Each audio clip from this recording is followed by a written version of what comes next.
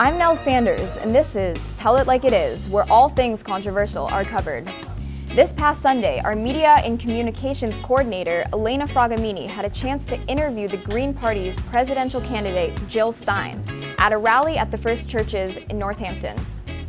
Stein has been the Green Party's nominee both in the 2016 election as well as the 2012 election, and is known for her far-left views and goals.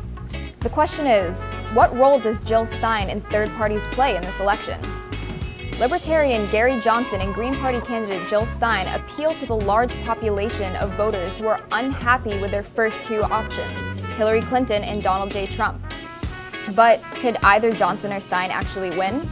The current polls show that Johnson and Stein together only account for a little over 10% of the votes. So if they can't win, what other roles do they play? Oftentimes, a third-party candidate can change the presidential outcome by taking votes that would have otherwise gone to one of the two primary candidates. Most liberals and Democrats believe a vote for a third-party candidate is a vote for GOP nominee Donald J. Trump. I interviewed NHS students and teachers on their opinions of Jill Stein, the Green Party, and the overall role of third parties in this election. I am Corinne Coriat, and I'm a senior. I'm Kara Hudson-Erdman. I'm a senior.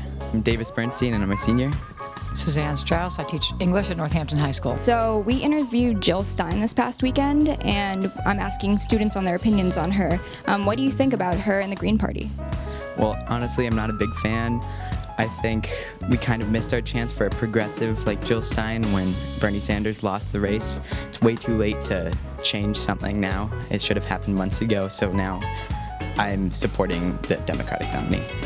Although, I agree with a lot of her stance, and I think she's doing some great things, especially with the North Dakota Access Pipeline, I really have doubts about, I can't vote, but I have doubts about people who would vote for a Green Party candidate in an election where the stakes are just so high, with Donald Trump and Hillary Clinton practically neck and neck. Having a third-party candidate amassing votes is just, it's a huge risk. And we really, I think as a country, cannot take the risk of having Donald Trump as president.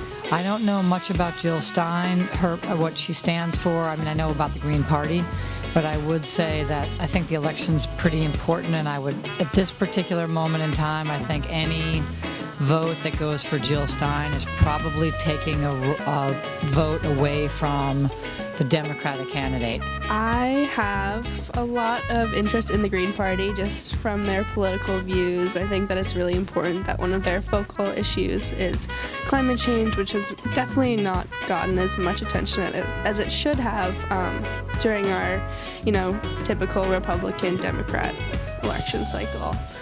So that's really important to me. And then also Jill Stein is definitely an advocate for women's rights, which is also important to me. Do you think she ever has a chance of potentially winning, or is that just never going to happen? I have to say no. I think that would be statistically improbable, just looking at the polls now. All right, thank you so much. No problem. That was awesome. Jill Stein has definitely sparked some political debate at NHS. So what are your opinions on this topic in the 2016 presidential election? Email me your thoughts or other ideas for controversial stories. Finally, on behalf of the Transcript crew, we would like to formally thank Jill Stein for taking time out of her busy schedule to have an interview with us. Again, I'm Nell Sanders, and this was Tell It Like It Is.